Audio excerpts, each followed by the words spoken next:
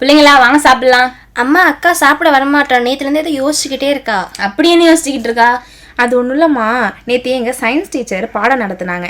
அதுலேருந்து எனக்கு நிறைய டவுட்ஸ்லாம் வருதுமா. அப்படி என்ன உனக்கு டவுட்ஸ் எல்லாம் வந்துட்டு இருக்கு? கிரகணத்தப்போ ஏன் யாருமே எதுவுமே சாப்பிடக்கூடாதுன்னு சொல்கிறாங்க? நாய்க்கு ஏன் நாக்கில் வேர்க்குது? அம்மாம்மா எனக்கும் அதே மாதிரி டவுட் இருக்குமா. மாங்காய் ஏன் புளிக்குது, மாம்பழம் ஏன் இனிக்குது? எனக்கு 2 கால் மட்டும்தான் இருக்கு, பூரானுக்கு எத்தனை கால் இருக்கு? அட இவளுகளுக்கு என்னென்ன தோணுது பாரு. இந்த மாதிரி கேள்விக்கெல்லாம் தீர்வு காண வந்தாச்சு நம்ம ஈஜிஸ் பிள்ளை சமுதாய வானொலியில அறிவியல் அறிவோம் இன்னுங்கிற ஒரு புதிய நிகழ்ச்சி. இது ஒரு அறிவியல் சார்ந்த தொடர்.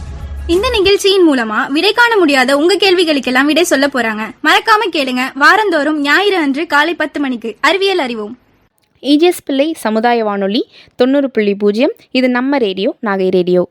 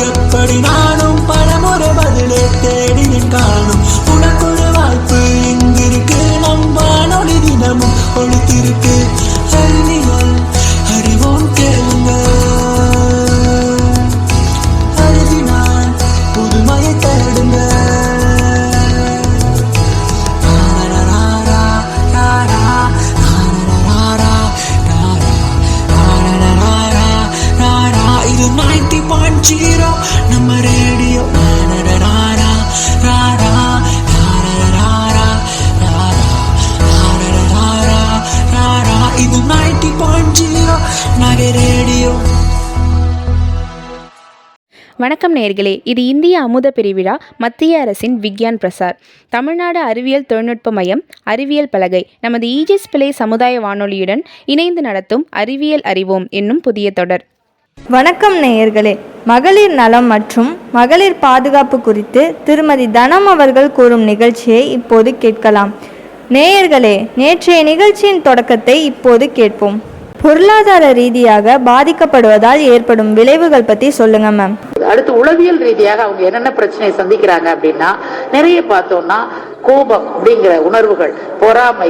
அடுத்து பார்த்தோம்னா ஒருத்தரை பார்த்தே அவங்க இமிடேஷன், அவங்கள பார்த்தே நம்ம அடுத்தவங்களை பார்த்து நம்ம எப்படி நம்மளையும் முன்னேறணும் அப்படிங்கிற மாதிரி அவங்க கற்பனை பண்ணிக்கிறாங்க. அடுத்து அடக்குமுறை, ரொம்ப அடக்குமுறை பண்றதுனாலையும் மறுக்கப்படுதல், ஒரு பெண்ணுக்கு அவங்களுக்கு நியாயமா வழங்கக்கூடிய ஒரு இதை கூட தேவைகளை கூட பூர்த்தி செய்யாம மறுக்கப்படுற காரணத்தினாலையும், பயமுறுத்தல் காரணமாகவும், தனிமைப்படுத்துறதுனாலையும், ஒரு பெண்ணை அவமானமா பேசுறதுனாலையும் இல்ல அவச்சொற்களால துன்புறுத்துறதுனாலையும் மன உளவியல் ரீதியாக ஒரு பெண் பாதிக்கப்படுகிறார். அடுத்து பார்த்தோம்னா சோசியல் அபியூஸ்ன்ற இது எடுத்துக்கலாம். இப்ப சோசியல் அபியூஸ் அப்படின்னா சமூக ரீதியாக ஒரு பெண் எப்படி துன்புறுத்தப்படுகிறார் அப்படின்னு சொல்லி கேட்டோம்னா, உதாரணமா ஒரு பெண் HIV நோயினால பாதிக்கப்பட்டிருக்கிறார் அப்படின்னு சொன்னோம்னா, அவர் எதனால பாதிக்கப்பட்டார் அப்படிங்கிறதையோ இல்ல அவங்க எப்படி அவருக்கு அந்த மோட் ஆஃப் டிரான்ஸ்மிஷன் என்று எந்த வகையில் அவங்களுக்கு அந்த வியாதி பரவுச்சோ அதை பத்தி யாருமே யோசிக்கணும்னு அவசியமே கிடையாது. அப்ப இப்ப பாதிக்கப்பட்டிருக்காங்க, அவங்களுக்கு ஒரு அடைக்கலம் கொடுக்கணும் அப்படின்னு சமூகம் நினைக்காமல் அவரை ஊருக்கு ஒதுக்குப்புறமா தள்ளி வைக்கிறது. இல்ல அவங்க கணவருக்கு வந்திருந்தா இந்த பெண் பெண்ணை வந்து அந்த வீட்டுக்கு ஊருக்கு ஒதுக்குப்புறமா தள்ளி வைக்கிறது. இந்த மாதிரி பிரச்சனைகள்னால அவங்கள ஒதுக்குறதுனால இல்ல அவங்கள தள்ளி வைக்கிறதுனால இல்ல அவங்கள பத்தி அவங்க என்ன பண்றாங்க அப்படின்னா ஒரு இன்டர்காஸ்ட் மேரேஜ் அப்படின்னு சொல்றாங்க. அதாவது ஒரு கலப்பு திருமணம் அப்படின்னு சொல்றாங்க. அப்ப கலப்பு திருமணம் செய்து கொண்ட ஒரு பெண்ணை ஒரு சமூகம் வந்து அங்கீகரிப்பது இல்லை. அது மாதிரி காலகட்டங்கள்ல பெண் வந்து அதிகமாக துன்பத்திற்கு ஆளாகக்கூடிய நிர்பந்தத்திற்கு வீட்டை விட்டு துரத்தப்படக்கூடிய நிர்பந்தத்திற்கு ஆளாகிறார். இது வந்து ஒரு பெண் வந்து திருமணம் தான் செய்யணும்னு அவசியம் கிடையாது. காதல் வயப்பட்டாலோ இது சாதாரணமா நடக்கக்கூடிய ஒரு விஷயம் தான். இல்ல ஒரு பையனை நம்பி அவங்க ஏமாந்து போயிட்டு திரும்பி வந்தா கூட அந்த வீட்டுல சேர்த்துக் கொள்வதில்லை. அந்த பெண்ணை வந்து வெளியே துரத்தி அடிக்கப்படுகிறாள். இப்படி ஒரு பெண் வந்து நிறைய பார்த்தோம்னா அவங்க காலகட்டங்கள்ல சமூகத்தினால புறக்கணிப்பு செய்யப்படுகிறார்கள். இதெல்லாம் வந்து நம்ம என்ன அப்படின்னா சொசைட்டிக்கு ஒரு கம்யூனிட்டிக்கு சமூகத்திற்கு நிறைய நலக்கல்வி கொடுப்பதன் காரணமாக இதை நிவர்த்தி செஞ்சு பெண்களுக்கு நம்ம அவங்களுக்கு வேண்டிய அவங்களுக்கு அங்கீகாரத்தை நம்ம வழங்க வேண்டியது ரொம்ப ரொம்ப முக்கியமான ஒரு இந்த மகளிர் தினத்துக்கான முக்கியமான ஒரு வார்த்தையாக நம்ம எடுத்துக்கொள்ளலாம். அடுத்து செக்ஷுவல் அபியூஸ் அப்படின்னு சொல்றோம். இது வந்து பார்த்தோம் அப்படின்னா பாலியல் வன்கொடுமை அப்படின்றோம். இந்த பாலியல் வன்கொடுமை அப்படிங்கிறது வளர்ந்த பருவத்து பெண்களுக்கு மட்டும் நிகழ்வதல்ல. இன்னும் ஏதும் அறியாத பச்சை குழந்தைங்க சின்ன குழந்தைங்க கூட இன்னும் பார்த்தா பேப்பரை திறந்தோம்னா பாலியல் வன்கொடுமை, பள்ளி கல்லூரி நிலையங்கள்ல பாலியல் வன்கொடுமை, பெண்கள் வந்து வேலை பார்க்கும் இடங்கள்ல பாலியல் வன்கொடுமை, இந்த மாதிரி இல்ல பெண்கள் வந்து வெளியில வந்து பார்த்தோம்னா கிராமப்புறங்கள்லயோ இல்ல ஒரு சித்தாள் வேலைக்கு போனா கூட அந்த இடங்கள்ல கூட பாலியல் வன்கொடுமையை சந்திக்காத பெண்கள் இருக்காங்க அப்படின்னு சொல்லவே முடியாது. அதனால அந்த மீ டூ அப்படிங்கிறது ஒரு பெரிய இஷ்யூவா இருக்கு. அப்ப அதை தடை செய்யணும் அப்படின்னு சொன்னோம்னா மெச்சூரிட்டி அப்படிங்கிறது மென்டல் மெச்சூரிட்டி அப்படிங்கிறது பெண்களாக இருக்கட்டும் ஆண் குழந்தையா இருக்கட்டும் ரெண்டு குழந்தையும் குழந்தையில இருந்தே வரும்போதே அவங்களுக்கு குட் டச் பேட் டச் என்று சொல்லக்கூடிய நல்ல தொடுகை எது கெட்ட தொடுகை எது அப்படிங்கறத சொல்லிக் கொடுக்கணும். வளர வளர அந்த குழந்தைகளுக்கு அந்த பாலியல் கல்வி மிக வந்து நாசுக்காக சொல்லிக் கொடுக்கப்பட வேண்டும். அதுக்கப்புறம் கொஞ்சம் வளர்ந்த பருவம் அப்படின்னா அந்த டீனேஜ்ல இருக்கக்கூடிய குழந்தைகளுக்கு என்ன சொல்லிக் கொடுக்கணும்னா பாலியல் கல்வியை பற்றிய விரிவான விளக்கங்கள் சொல்லித்தரப்பட வேண்டும். அப்ப பாலியல் கல்வியை பற்றிய விரிவான விளக்கங்களை ஆண் குழந்தைகளும் பெண் குழந்தைகளும் தனித்தனியாக பெருகும் பொழுது இந்த செக்ஷுவல் அபியூஸ் அப்படிங்கிற வார்த்தைக்கு இடம் ஏற்படுவதற்கு வாய்ப்பே இல்லை அப்படின்னு சொல்லலாம். இந்த செக்ஷுவல் அபியூஸ் இன்னும் யாரிடம் இருக்கிறது அப்படின்னு சொல்லி கேட்டோம்னா நிறைய பார்த்தோம்னு சொன்னோம்னா வேண்டாத பழக்கங்களை கை கொண்டிருக்க ஆண்கள்னால பார்த்தோம்னா ஆல்கஹால் அபியூஸ் அதே மாதிரி சப்ஸ்டன்ஸ் அபியூஸ் என்று சொல்லக்கூடிய பிரச்சனைகளால ஆணோ பெண்ணோ ஆட்படும் பொழுது இது வந்து அதிகமா நிகழ்வதற்கு வாய்ப்பு இருக்கிறது. இதெல்லாம் தவிர்க்கணும் அப்படின்னு சொன்னோம்னா ஹெல்த் அவேர்னஸ் என்று சொல்லக்கூடிய ஆரோக்கியம் பற்றிய விழிப்புணர்வு மக்களிடம் நிறைய போதிக்கப்பட வேண்டியது இருக்கிறது. செக்ஷுவல் வந்து நம்ம வந்து அபியூஸ் அப்படிங்கிறது நடக்கக்கூடாது அப்படிங்கிறது ஆண் பெண் இருக்கிறது அப்படின்னு சொல்லலாம். அடுத்து எக்கனாமிக் அபியூஸ் அப்படின்னு சொன்னோம்னா என்ன அப்படின்னு சொல்லி கேட்டோம்னா பொருளாதார ரீதியாக ஒரு பெண் வஞ்சிக்கப்படுதல். அபியூஸ் அப்படின்னாவே வஞ்சிக்கப்படுதல் அப்படின்னு தான் நம்ம எடுத்துக்கிறோம். அப்ப பொருளாதார ரீதியாக ஒரு பெண் எப்படி வஞ்சிக்கப்படுகிறாள் அப்படின்னா வேலை பார்க்கக்கூடிய பெண்ணாக இருந்தாலும் கூட கணவர் டாமினண்டா இருக்கக்கூடிய காரணத்தினால அவங்க ஏடிஎம் கார்டை அவரே வச்சுக்குவாரு, இல்ல அவங்க ஈட்டிட்டு வர பொருளை அவரே பணத்தை அவர் வச்சுக்குவாரு. அவர் தான் செலவு பண்ணணும் அந்த குடும்பத்துக்காக. பெண் கையில வச்சிருந்தா அவங்க செலவு பண்ணா வேஸ்ட் பண்ணிடுவாங்க, இல்ல அவங்க அனாவசிய செலவு செஞ்சிருவாங்க அப்படிங்கிற ஒரு கருத்து நிலவுவதனால பெண்களுக்கு வந்து பொருளை வந்து அவங்க செலவு பண்ணக்கூடாது அப்படிங்கிற மாதிரி சொல்றாங்க. ஈவன் அவங்க வீட்டுல இருக்கக்கூடிய ஒரு பொருள் அது வேஸ்டா பொருளா இருந்தா கூட ஒரு பாத்திரமா இருந்தா கூட அதை மாத்திட்டு வேற பொருளை நம்ம வாங்கிக்கலாம் அப்படின்னு ஒரு சைக்கிள்ல கொண்டு வர விற்பனை பண்ணக்கூடிய ஒரு விற்பனையாளர்கிட்ட கூட அவங்க விற்பனை செய்வதற்கு அவங்க உரிமைப்பட்டவர் அல்ல. அதுக்குமே ஒரு கணவரையோ இல்ல அவங்க வீட்டு குடும்ப உறுப்பினர்களையோ மாமனார் மாமியார் இவங்களையோ கேட்க வேண்டிய நிர்பந்தத்துல இருக்கிறாங்க. அதனால இது பார்த்தா எக்கனாமிக்கலி வீக்கா தான் இருக்கு. இன்னமும் பார்த்தா பொருளாதார ரீதியாக பெண்கள் தானே சம்பாதிச்சாலும் சரி சார்ந்து இருந்தாலும் சரி இன்னுமே அவர்கள் பின்தங்கிய நிலையில தான் பெண்கள் இருக்கிறார்கள் அப்படின்னு சொல்லலாம். பெண்களுக்கு மாதவிடாய் காலம் நிற்கும் போது ஏற்படும் விளைவுகள் பத்தி கொஞ்சம் சொல்லுங்க மேம். அத ஃபைனல் மென்சுரல் பீரியட் அப்படின்னு சொல்லலாம். மெனோபாஸ் அப்படின்னா பெண்ணுக்கு மாதவிடாய் நிற்கக்கூடிய காலத்துல இருக்கிறாங்க. அப்ப மாதவிடாய் நிற்கக்கூடிய காலத்துல பார்த்தோம் அப்படின்னு சொன்னா பெண்கள் ப்ரீ மென்சுரல் பார்த்தோம் அப்படின்னு சொன்னோம்னா மெனோபாஸ் சிண்ட்ரோம்ஸ் என்று சொல்லக்கூடிய ப்ரீ மெனோபாஸ் சிண்ட்ரோம் அப்படின்னா அவங்களுக்கு நிறைய பிரச்சனைகளை சந்திக்கக்கூடியதுல இருக்கிறாங்க. என்ன அப்படின்னு சொல்லி கேட்டா இர்ரெகுலர் மென்சுரல் பீரியட் என்று சொல்லக்கூடிய ஒழுங்கற்ற மாதவிடாய் நிகழ்றதுக்கு வாய்ப்பு இருக்கிறது. அதாவது அவங்களுக்கு மாதவிடாய்க்கு நிற்கிறதுக்கு முன்னாடி அவங்க சந்திக்கக்கூடிய பிரச்சனைகள் என்ன அப்படின்னா ஒழுங்கற்ற மாதவிடாய். அடுத்து பார்த்தோம்னா அதிக ரத்தப்போக்கு ஏற்படுவதற்கு வாய்ப்பு இருக்கிறது. அடுத்தவர்களுக்கு உறக்கமின்மை தூக்கமின்மை ஏற்படுகிறது. அடுத்து உளவியல் ரீதியாக மூட் ஸ்விங்ஸ் என்று சொல்லுவார்கள். அப்படின்னா அவங்களுக்கு அப்பப்போ கோவம் எரிச்சல் அந்த மாதிரி உணர்வுகள் வந்து பார்த்தோம்னா மேலோங்கி நிற்கும். அடுத்து பார்த்தோம்னா அவங்களுக்கு உடல் ஆண் பெண் உடலுறவுல நாட்டமின்மை ஏற்படுவதற்கு வாய்ப்பு இருக்கிறது. அந்த மாதிரி நேரங்கள்ல கணவர் கொஞ்சம் அனுசரித்து போக வேண்டும் அப்படிங்கிறது ரொம்ப முக்கியமா நம்ம சொல்லப்படுகின்ற கருத்து. அடுத்து பார்த்தோம்னா போன் டென்சிட்டி என்று சொல்லக்கூடிய அவங்க எலும்புகள் என்ன ஆகுது, அதோட அடர்த்தி குறைவதனால அந்த பெண்களுக்கு நிறைய வீக் ஆகிறதுக்கான வாய்ப்பு அதிகம் இருக்கிறது அப்படிங்கறத நம்ம சொல்றோம். அதுக்கு அடுத்து பெண்களுக்கு என்ன பிரச்சனை அப்படின்னு சொல்லி கேட்டோம்னா, நம்ம இந்தியால இன்னும் கூட பார்த்தோம்னா ஜெனிட்டல் மியூட்டேஷன் என்று சொல்லக்கூடிய ஜெனிட்டல் மியூட்டிலேஷன் என்று சொல்லக்கூடிய ஃபீமேல் ஜெனிட்டல் மியூட்டிலேஷன் FMG அப்படின்னு சொல்றோம். இந்த FMG அப்படின்னா என்ன அர்த்தம்? ஃபீமேல் ஜெனிட்டல் மியூட்டிலேஷன் அப்படின்னு சொன்னோம்னா, அப்ப இது எங்க இருக்கு அப்படின்னா, இந்த பழக்க வழக்கத்தை அறவே ஒழிக்க வேண்டும் அப்படிங்கறத பெண்ணின் அறைகூவலா நம்ம இதை தெரிவிக்கிறதுக்கு நான் கடமைப்பட்டிருக்கேன். அது மாதிரி மார்பக புற்றுநோய் பற்றி கொஞ்சம் சொல்லுங்க மேம். பிரஸ்ட் கேன்சர் அப்படின்னு சொல்லி சொல்றோம். இந்த பிரஸ்ட் கேன்சரை எப்படி எல்லாம் தவிர்க்கலாம் அப்படின்னா, பெண்கள் கண்டிப்பா தவிர்க்கிறதுக்கான வாய்ப்புகள் இருக்கு. அப்ப அவங்க போதுமான எக்ஸசைஸ் அப்படின்னு சொன்னோம்னா, அவங்க உடல் பார்த்தோம்னா உடற்பயிற்சி அதிகமா செய்யறதுனாலையும், அடுத்து ஹார்மோன் ரீப்ளேஸ்மெண்ட் என்று சொல்லக்கூடிய அந்த உடம்புல சுரக்கக்கூடிய ஹார்மோன் பற்றாக்குறையினால ஏற்படக்கூடிய பிரச்சனைகளை உடனுக்குடன் சரி செய்து கொள்வதனாலையும், அதே போல பெண்கள் தாய்ப்பால் குழந்தை பிறந்துருச்சு அப்படின்னா கண்டிப்பா தாய்ப்பால் கொடுக்கணும். தாய்ப்பால் கொடுக்காத பெண்ணுக்கு பிரஸ்ட் கேன்சர் என்று சொல்லக்கூடிய மார்பக புற்றுநோய் வருவதற்கான வாய்ப்புகள் இருக்கிறது. அதை தவிர்க்கணும். நல்லி பேராஸ் என்று சொல்லக்கூடிய ஒரு திருமணமாகாத ஒரு வயது முதிர்ந்த கன்னி அப்படின்னு சொல்லுவாங்க. அப்படியா இருக்கலாம், இல்ல அப்படின்னு சொன்னோம்னா திருமணம் ஆயிருக்கலாம், குழந்தை பெறாத ஒரு தாயாக இருக்கலாம். அந்த மாதிரி பெண்களுக்கு பார்த்தோம்னா அவங்களதான் நல்லி பேராஸ் அப்படின்னா, திருமணமான பெண்கள் குழந்தை பெறாத பெண்களை நல்லி பேராஸ் சொல்லுவோம். அப்படி இருக்கக்கூடிய பெண்களும் முதிர்கன்னிகள் என்று சொல்லக்கூடிய பெண்களும் மார்பக பரிசோதனை, சுய மார்பக பரிசோதனை செய்து கொள்வது மிக மிக முக்கியம். அவர்களுக்கு மார்பக புற்றுநோய் வருவதற்கான வாய்ப்பு அதிகம் இருக்கிறது அப்படின்னு சொல்லலாம். Okay ma'am. இப்போ உடல் பருமன் பிரச்சனை அப்படின்னா என்ன மேம்? ஒபிசிட்டி என்று சொல்லக்கூடிய உடல் பருமன், இதை பெண்கள் ஆரம்ப நிலையிலேயே நம்ம என்ன பண்ணணும்னா உடல் பருமனை குறைக்கிறதுக்கு கத்துக்கணும். அதுல அவங்க டயட்டிங் என்று சொல்லக்கூடிய உணவு வகை கட்டுப்பாடு இருந்தா கூட அவங்க என்ன பண்ணணும், கண்டிப்பா ஊட்டச்சத்து நிறைந்த உணவு வகைகளை அதிகம் அடிக்கடி ஃப்ரீக்வெண்டா சாப்பிடணும். அது அவங்க ஒபிசிட்டி உடல் பருமனை குறைக்கிறேங்கிற பேர்ல அவங்க என்ன பண்ணக்கூடாது, ஊட்டச்சத்து நிறைந்த உணவை சாப்பிடாம உணவை அவாய்ட் பண்ணும் பொழுது மேல்நியூட்ரிஷன் என்று சொல்லக்கூடிய ஊட்டச்சத்து பற்றாக்குறை நோய்க்கு தள்ளப்படுவார்கள். அதனால அதுல இருந்து அவங்க தவிர்க்கிறதுக்கு கண்டிப்பா அவங்கள பாதுகாப்பா வைத்துக் கொள்வது மிக மிக முக்கியம் அப்படின்னு சொல்றோம். அடுத்து ஜெனரலா பெண்ணின் உடல் ஆரோக்கியத்தை ப்ரமோட் பண்ணணும். ஹெல்த் ப்ரமோஷன், அவங்க ஆரோக்கியத்தை முன்னேற்றணும் அப்படின்னு சொன்னோம்னா நம்ம சொல்லக்கூடிய ஒரு சில கருத்து. அப்ப இது எங்க இருக்கு அப்படின்னா, மலைவாழ் மக்களா இல்ல எந்த சமூகம், நம்ம நிறைய இருக்கிறோம். நம்ம இந்துன்னு சொல்றோம், முஸ்லீம், கிறிஸ்டியன், சீக் மதம் அப்படின்னு சொல்றோம். நம்ம இந்தியால பல வகை மதத்தினர், எந்த மதத்தினர் இதை நம்ம கடைபிடித்தாலும் இந்த பழக்க வழக்கத்தை அறவே ஒழிக்க வேண்டும் அப்படிங்கறத பெண்ணின் அறைகூவலா நம்ம இதை தெரிவிக்கிறதுக்கு நான் கடமைப்பட்டிருக்கேன். நம்ம ஊர்லயே கிடைக்கக்கூடிய குறைந்த விலையில கிடைக்கக்கூடிய உணவுப் பொருட்களை தேர்ந்தெடுத்து உண்பது அப்படிங்கிறது மிக முக்கியமானது. அடுத்து பார்த்தோம்னா ஃபோலேட் என்று சொல்லக்கூடிய இரும்பு சத்து நிறைந்த உணவுகள், அடுத்து போலிக் ஆசிட், போலிக் அமிலம் நிறைந்த ஊட்டச்சத்து இருக்கக்கூடிய உணவுப் பொருட்கள் எது அப்படின்னு தேர்ந்தெடுத்து உண்ண வேண்டும். இப்ப பொதுவா இரும்பு சத்து அதிகமா எதுல இருக்கு அப்படின்னா, எளிதில் கிடைக்கக்கூடிய உணவுப் பொருட்கள் அப்படின்னா எளிதில் நம்ம சொல்லக்கூடியது என்ன அப்படின்னா, முருங்கைக்கீரையில அதிகமா இரும்பு சத்து இருக்கு அப்படின்றோம். ராகி என்று சொல்லக்கூடிய கேழ்வரகுல அதிகமா இரும்பு சத்து, கால்சியம் சத்து, சுண்ணாம்பு சத்து அதிகமா இருக்கு அப்படின்னு சொல்றோம்.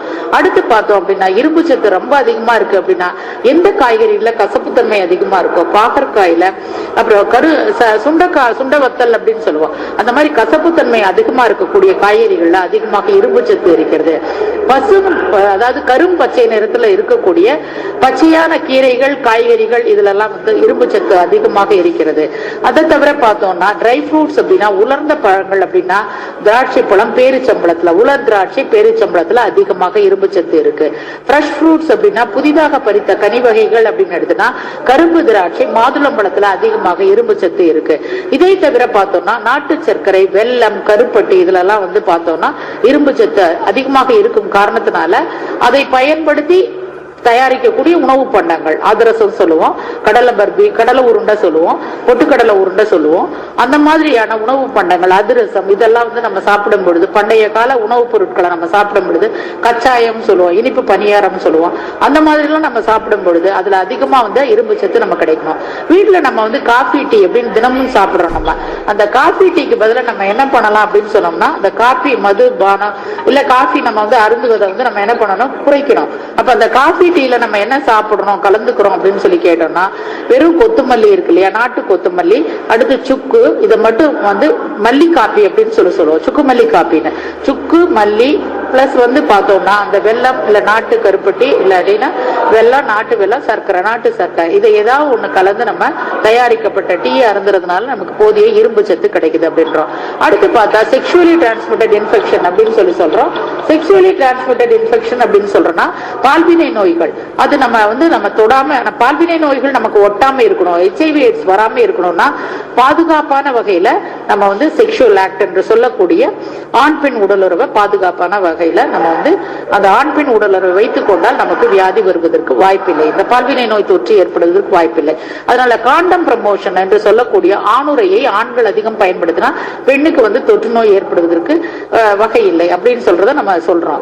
அதை வந்து பெண்கள் கண்டிப்பா பயன்படுத்தணும். தற்காலிக குடும்ப நல முறைகள்ல ஒரு பெண் வந்து ஒரு காப்பர்டி அப்படின்னு கருத்தடை வளையம் பொருத்தி கொண்டாலோ, இல்ல ஓரல் கான்ட்ராசெப்டிவ் என்று சொல்லக்கூடிய வாய்வழி கருத்தடை மாத்திரை சாப்பிட்டாலோ, இல்ல கருத்தடை ஊசி செலுத்து கொண்டாலோ அவங்க வந்து பாதுகாப்பு அற்ற வழியில அவங்க ஆண் பெண் உடலுறவு கொண்டால் கண்டிப்பா பால்வினை நோய் வருவதற்கு வாய்ப்பு இருக்கிறது.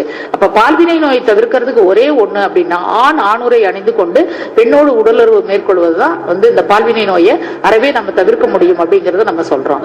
அடுத்து ஒருவனுக்கு ஒருத்தி அப்படின்னு சொல்லக்கூடிய பாலிசி, அதாவது ஒரு ஆண் ஒரு பெண் அப்படின்னா ஃபெய்த்ஃபுல் பார்ட்னர், கணவனாக இருக்கட்டும் இல்ல ஃபெய்த்ஃபுல் பார்ட்னர் அப்படின்னு சொல்லப்பட்டாலும் கூட ஒருவனுக்கு ஒருத்தி அப்படிங்கிற ஒரு தாத்மீயத்தை ஒரு நம்ம எல்லாரும் பின்பற்றணும் அப்படின்னம்னா இந்த பால்வினை நோய்கள் வருவதற்கான வாய்ப்புகள் இல்லை என்று சொல்லலாம். அடுத்து பார்த்தோம்னா பாலியல் கல்வியை பற்றின அறிவு குழந்தைகளுக்கு அதிகமாக கொடுக்கப்படும் பட்சத்தில் அந்த பால்வினை நோயை நம்ம வெகு சுலபமாக கண்ட்ரோல் பண்ணவோ தவிர்க்கவோ தடுக்கவோ முடியும் அப்படிங்கறத நம்ம சொல்றோம். அடுத்து டிப்ரெஷன் அப்படின்னா எந்த ஒரு பெண்ணும் சரி மனசை வந்து நம்ம என்ன பண்ணக்கூடாது அப்படின்னு சொல்லி கேட்டோம்னா மன அழுத்த நோய்க்கு நம்மள உண்டாக்க கூடாது. நமக்கு பிடித்தமான இசையை கேட்கலாம், நமக்கு பிடித்தமான தோட்ட வேலைகள்ல ஈடுபடலாம், இல்ல நமக்கு பிடித்தமான நண்பர்களோடு ஆரோக்கியமான வகையில உரையாடலாம், அந்த மாதிரி பண்ணலாம். குழந்தைகளுக்கு விதவிதமா நம்ம சமையல் செஞ்சு கணவனுக்கோ குடும்பத்தினர்களுக்கோ நம்ம பரிமாறலாம். அந்த மாதிரி ஒரு நல்ல வகைகள்ல மனசை வந்து டைவர்ட் பண்ணி மனசை வந்து பல தொழில்கள்லையும் பல ஆர்ட் அப்படின்னு சொல்றோம், இல்ல பல கலைகள்ல நம்மளை ஈடுபடுத்தி நமக்கு நல்ல ஒரு ஆர்ட் படம் வரையக்கூடிய திறமை இருந்ததுன்னா வரையலாம், இல்ல கைவேலைகள் நமக்கு தெரிஞ்சது அப்படின்னா கைவேலைகள் செய்யலாம். அது மாதிரி நம்ம மனதை வந்து பல வகையில வென்டிலேட் பண்ணி நம்ம மனச்சுமையை குறைச்சிட்டோம் அப்படின்னம்னா நம்ம வந்து மன அழுத்த நோய்க்கு நம்ம ஆளாக மாட்டோம். அது போலவே பெண்கள் வந்து கண்டிப்பா பிசிக்கல் எக்ஸசைஸ் என்று சொல்லக்கூடிய உடற்பயிற்சி செய்ய வேண்டியது மிக மிக முக்கியம். அது வந்து ஒரு பெண்ணை வந்து என்ன பண்ணுது அப்படின்னா இலக்குவாக்கி காட்டுகிறது. நம்ம உடற்பயிற்சிங்கிறது எக்ஸசைஸ் பண்ணணும்னா தனியா அதுக்குன்னு ஒரு மெஷின் வாங்கி செய்யணும்னு அவசியம் இல்லை. வெறும் வாக்கிங் என்று சொல்லக்கூடிய நடைப்பயிற்சியை சிறந்த உடற்பயிற்சின்னு நம்ம சொல்லலாம். அப்ப நடைப்பயிற்சி மூலமாக கூட ஒரு பெண் வந்து உடற்பயிற்சியை மேற்கொள்ள முடியும் அப்படின்னு நம்ம சொல்றோம். அப்ப ஒரு மன அழுத்தத்தை நம்ம குறைக்கணும் அப்படின்னா பல வழிகள்லயும் ஒரு பெண் வந்து என்ன பண்ணணும், தன்னை வந்து பல வகையான வேலைகள்ல தன்னை ஈடுபடுத்தி கொண்டா அவங்களுக்கு மன அழுத்தம் இருக்காது. அது போல ஒரு பெண் இருக்கக்கூடிய இடத்துல இந்த வீட்டுல இருக்கக்கூடிய குடும்ப நபர்களும் சரி, கணவனும் சரி, திருமணமான பெண்ணா இருந்தாலும் கணவரும் சரி, இல்ல திருமணமாகாத பெண்ணாக இருந்தாலும் சரி, குடும்ப நபர்களும் சரி, இல்ல குழந்தையாக இருந்தாலும் சரி, தாய் தந்தையும் சரி, ஒரு பாச அன்பு மன அழுத்தம் அப்படிங்கிற நோய் வரவே வராது என்பதை நான் குறித்து கொண்டு இதனால் வந்து ஒரு பெண்கள் அப்படின்னு சொன்னோம்னா குழந்தை பிறந்ததுல இருந்து அந்த பெண் வந்து முதியோராகி இறக்கும் வரையில் அவங்கள வந்து ஒரு சந்தோஷமா வைத்திருக்க வேண்டும் அப்படிங்கிறது ஒரு குடும்பத்திற்கும் நாட்டிற்கும் ஒரு சமூகத்திற்கும் மிக மிக இன்றியமையாத ஒரு விஷயமாக இருக்கிறதுனால இது அனைவரின் பங்களிப்போடு ஒரு பெண்ணுக்கு தன்னைத்தானே கவனிக்க வேண்டிய அத்தியாவசியம் இருக்கிறது. அடுத்தவங்க தான் பார்க்கணும்னு அவசியம் கிடையாது. அதே போல குடும்ப நபர்களும் இல்ல அவரை சார்ந்த நபர்களும் கவனித்துக் கொண்டால் ஒரு பெண் என்பவள் ஒரு வீட்டோட குத்துவிளக்கு அப்படின்னு சொல்றான். அவங்க ஒரு நாட்டின் வந்து மொத்தமா ஒரு ஒளியேற்றணும் அப்படின்னா ஒரு கல்வி கற்ற பெண் ஒரு வீட்டுல இருந்தா போதும், ஒரு நாட்டுக்கே ஒளி ஏற்றின பெண்ணாக கருதப்படுகிறார் அப்படின்னு சொல்லுவோம். அவங்க மூலமா பிறக்கக்கூடிய சந்ததி அப்படின்னு சொன்னோம்னா செழிப்பான ஒரு சந்ததி, ஆரோக்கியமான சந்ததி அமையும் என்று கூறிக்கொண்டு முடித்துக் கொள்கின்றேன். நன்றி, வணக்கம். நன்றி. நேயர்கள் இதுவரை கேட்டது மகளிர் நலம் சார்ந்த தகவல்களையும் மகளிர் பாதுகாப்பு குறித்து திருமதி தனம் அவர்கள் நம்மளிடையே சில கருத்துக்களை பரிமாறிக்கொண்டார். என்ன நேயர்களே, அறிவியல் சம்பந்தமான நிறைய விஷயங்களை இந்த நிகழ்ச்சி மூலமா தெரிஞ்சிருப்பீங்க அப்படின்னு நம்புறேன்.